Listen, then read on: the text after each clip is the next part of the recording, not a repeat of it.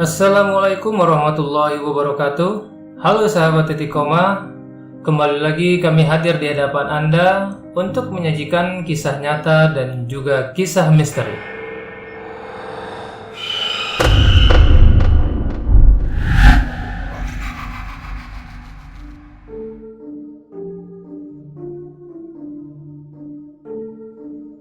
Ini adalah episode kedua dari kisah pesugihan anjing ngepet.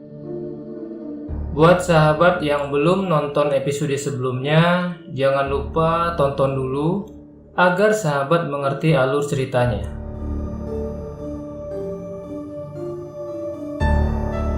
Pada episode kali ini, warga sudah mendapatkan titik terang dalam kasus itu, di mana kejahatan pesugihan itu mulai terbongkar. Sedangkan nama dan lokasi dalam cerita ini semuanya saya samarkan dengan tujuan menjaga nama baik. Nah, seperti apa kisahnya? Tonton terus videonya.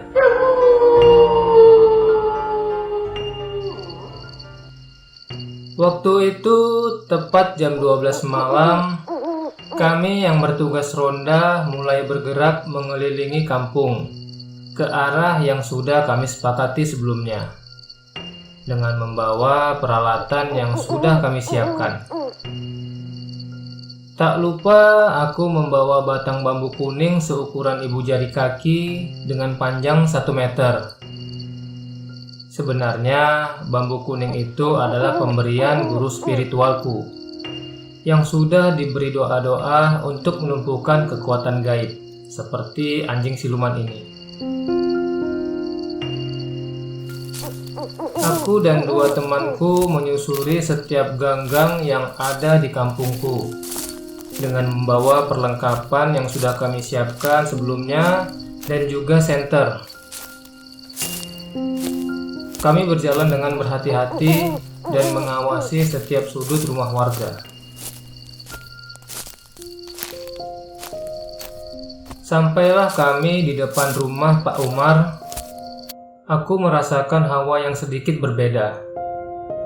Di situ aku mencium bau yang tidak asing lagi, yaitu mencium aroma minyak mistik dan juga kemenyan. Karena kurang yakin, aku pun bertanya kepada 2 temanku. Kalian mencium bau menyan dan minyak mistik tidak? Iya nih, aku juga menciumnya, kata mereka sambil melihat ke kanan dan ke kiri. Tiba-tiba ada angin kencang entah dari mana berhembus menuju rumah Pak Umar. Sepertinya ada yang gak beres nih di rumah Pak Umar. Sebaiknya kita awasi rumah itu, kataku kepada mereka. Enggak ah, takut, kata salah satu temanku. Lah, ngapain takut? Kita kan bertiga, kataku kembali. Hampir 1 jam kami mengawasi rumah Pak Umar. Ternyata pengawasan kami tidak sia-sia. Tiba-tiba kami melihat seekor anjing berwarna abu-abu keluar dari rumah Pak Umar. Kami pun terkejut dan mulai mengikuti anjing itu. Dengan langkah hati-hati, kami mengikuti anjing itu dengan radius 200 meteran.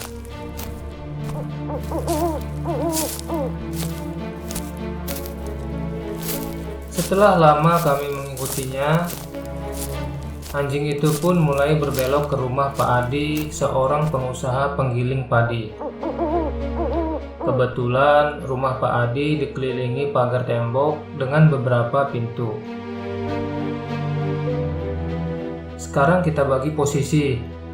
Kamu berdua dari belakang dan aku jaga bagian depan. Kalau bisa kita tangkap hidup-hidup anjing itu, kataku kepada 2 teman rondaku.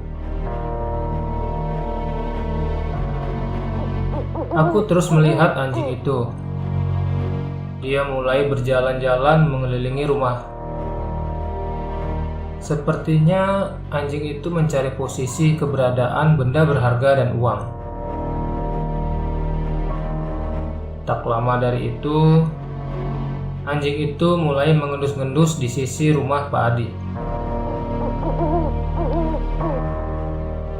Dengan bambu kuning yang aku bawa ini, aku sudah siap untuk menyergapnya dari arah depan. Aku teringat dengan pesan guru spiritualku. Untuk melumpuhkan makhluk jadi-jadian itu, kamu harus memukulkan bambu itu pada kedua kakinya. Sementara kedua temanku sudah bersiap-siap di posisinya. Dengan refleks, kedua temanku langsung menyergap anjing itu. Dengan peralatan yang dibawanya, kedua temanku berhasil memukulnya. Buk, buk, seperti bunyi nangka jatuh. Anjing itu tidak sempat menghindari mereka. Karena sergapan yang mendadak, kedua temanku terus memukul anjing itu. Saat anjing itu akan ditangkap oleh temanku, anjing itu berkelit melarikan diri. "Woi, anjing itu lari ke arah depan," kata salah satu temanku sambil berteriak. Anjing itu pun berlari ke arahku.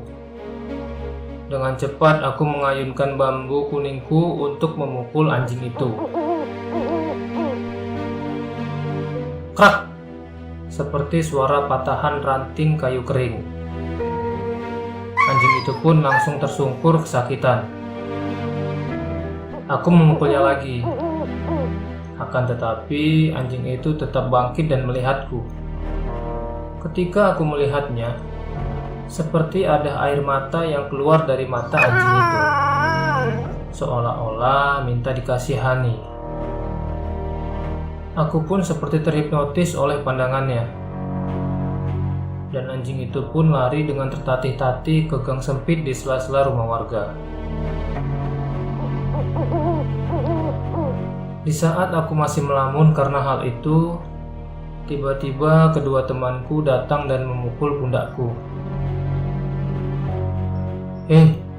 Malah bengong. Bukannya mengejar anjing itu, kata salah satu temanku. Anjing itu lari ke arah gang sempit pinggir rumah, kataku. Ya sudah, mari kita kejar anjing itu lagi, kata temanku lagi. Kami pun menuju gang sempit itu untuk mengejarnya dengan peralatan senter yang kami bawa.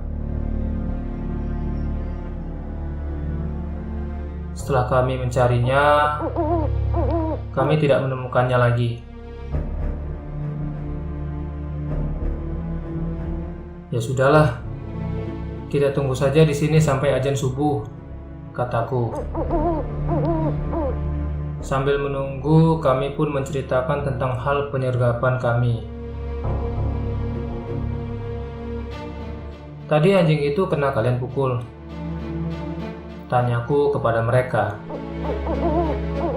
"Kenawan, aku seperti memukul kasur," jawab salah satu temanku. Sebenarnya begini, yang kalian pukul itu adalah jubah gaibnya. Dari kepala sampai badannya itu terlindungi oleh jubah itu. Seharusnya yang kalian pukul itu kakinya. Disitulah kelemahannya, kataku kepada mereka. "Kenapa tidak beritahu kami sebelumnya, Wan?" kata temanku. "Iya, aku lupa. Dan ingat, jangan sampai hal ini menyebar ke semua warga kampung. Kalau Pak Umar itu ngipri anjing siluman. Dan juga kepada 3 peronda lainnya. Bukan apa-apa, kalau sampai berita ini menyebar, yang jelekkan nama baik kampung kita. Dan nantinya warga akan datang menghakimi Pak Umar beserta keluarganya. Kan repot jadinya." Sekarang anjing itu sudah tidak punya kekuatan lagi. Kita tinggal nunggu kabar selanjutnya aja, kataku kepada mereka.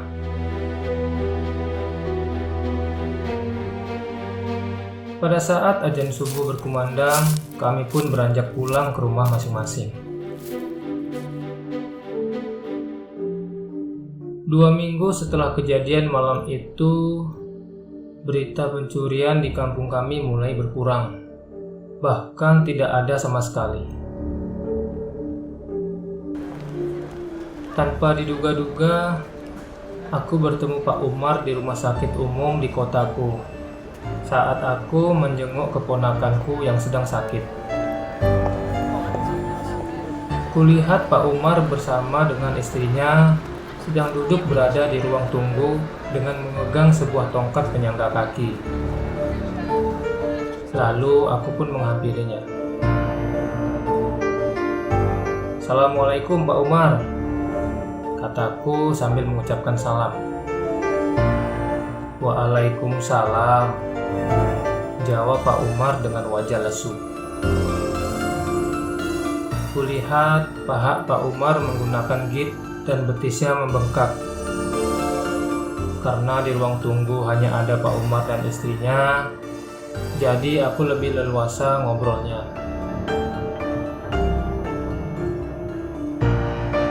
Tiba-tiba, "Pak, saya mohon kepada Bapak untuk kejadian waktu malam itu jangan sampai disebarluaskan ya Pak. Saya mohon," kata Pak Umar kepadaku sambil menangis terseduh-seduh. "Sudahlah Pak, saya tidak akan menyebarkan berita itu kepada warga di kampung.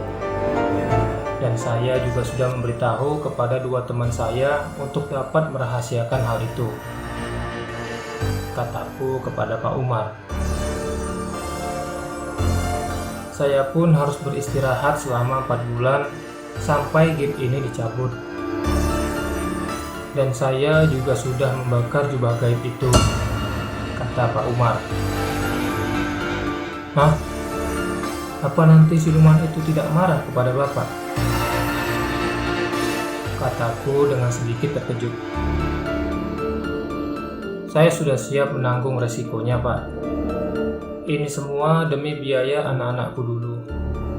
Sekarang mereka sudah pada berhasil. Anak pertamaku meninggal sejak masih bayi. Anak keduaku sudah menjadi dokter dan sudah bekerja di rumah sakit pemerintah. Dan anakku yang ketiga sudah menjadi manajer di salah satu perusahaan ternama. Sudah saatnya saya harus mengakhiri semua ini. Saya menyesal," kata Pak Umar dengan mata berkaca-kaca.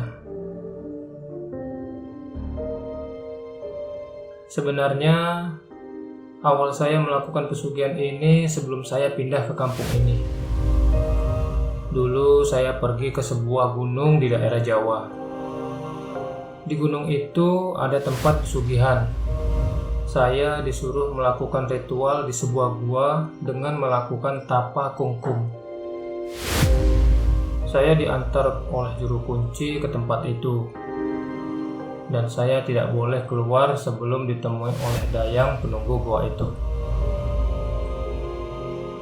Setelah beberapa hari saya melakukan tapa di gua itu, tiba-tiba ada sinar terang menghampiri saya, dan sinar itu berubah menjadi kabut tipis, lalu berubah menyerupai sosok makhluk berkepala anjing dengan memakai jubah di belakang tubuhnya. Sosoknya itu seperti panglima perang zaman dulu, hanya saja berkepala anjing. Saya disuruh mengakhiri tapa saya, karena yang menjadi keinginan saya sudah terkabulkan. Waktu saya melakukan hal itu, saya meninggalkan istri saya yang sudah melahirkan anak pertama saya. "Sekarang makanlah daging ikan mas ini," kata manusia berkepala anjing itu. Saya lihat ikan mas itu sebesar ukuran bayi yang baru lahir. Saya pun memakannya dengan lahap, karena sudah beberapa hari saya belum makan sejak saya melakukan tapa kungkum di goa itu. Dan ingat, setiap bulan purnama engkau harus membawakan bayi segar yang baru meninggal. Ingat itu, kata manusia berkepala anjing itu. Baik Mbah, kataku.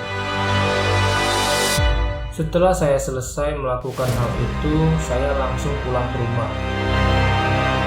Setelah sampai di rumah, istri saya nangis sambil berkata, kalau anak pertama kami meninggal setelah beberapa hari dilahirkan. Saya menyesal mendengar kabar itu. Jadi, setiap bulan purnama saya harus menyiapkan bayi segar yang baru meninggal. Saya mencarinya di tempat-tempat pemakaman umum. Saya bekerja sama dengan beberapa bidan di rumah sakit dan juga dokter-dokter yang melakukan praktek aborsi dengan bayaran yang sangat menggiurkan. Sampai saya bisa menyekolahkan anak saya, membuka toko material, dan membeli rumah di kampung yang sekarang saya tempati. Dari hasil itulah semuanya. Saya mohon maaf atas semua kelakuan saya selama ini yang sudah merugikan orang banyak. Hidup saya sudah tidak lama lagi karena saya sudah melanggar perjanjian gaib dengan bangsa siluman. Saya menyesal. Cerita Pak Umar sambil menangis. Aku pun terharu mendengarnya. Tak terasa menetes air mata di pipiku. Ya, sudahlah Pak. Jangan menyesali yang sudah terjadi. Mungkin inilah garis takdir Bapak. Dan saya juga minta maaf jika saya mencampuri urusan jalan hidup Bapak. Karena semua itu kami lakukan demi ketentraman warga kampung. Kataku sambil mengusap-usap pundaknya. Setelah 4 hari saya bertemu dengan Pak Umar di rumah sakit, saya mendengar kabar bahwa Pak Umar beserta istrinya meninggal dunia karena kecelakaan. Mobil yang dikemudikan istrinya menabrak mobil truk yang sedang mogok di pinggir jalan. Dari kejadian itu, Pak Umar dan istrinya langsung meninggal di tempat. Keesokan harinya, aku datang ke rumah duka untuk melayat. Saat aku ingin melihat jenazahnya, ternyata anak-anak Pak Umar juga berada di samping jenazah itu. Dan aku pun meminta izin melihat Pak Umar untuk yang terakhir kalinya. Saat kubuka kain yang menutupi wajah Pak Umar, astagfirullah, aku mengucap dalam hati. Aku lihat daun telinga Pak Umar berubah menjadi panjang seperti telinga anjing. Setelah jenazah keduanya dimandikan dan akan disolatkan, keranda Pak Umar bergerak sendiri, seperti meronta-ronta sehingga mengagetkan warga yang hadir pada saat itu. Untung saja Pak Ustadz dapat segera menenangkan para warga yang panik.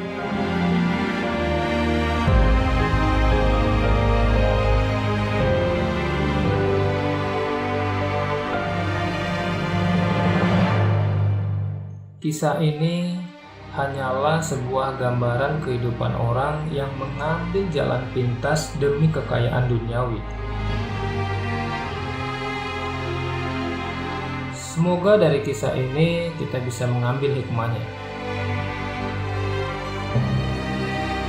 Demikian sahabat, jangan lupa nantikan kisah-kisah terbaru dari kami selanjutnya. Sampai jumpa. Assalamualaikum warahmatullahi wabarakatuh.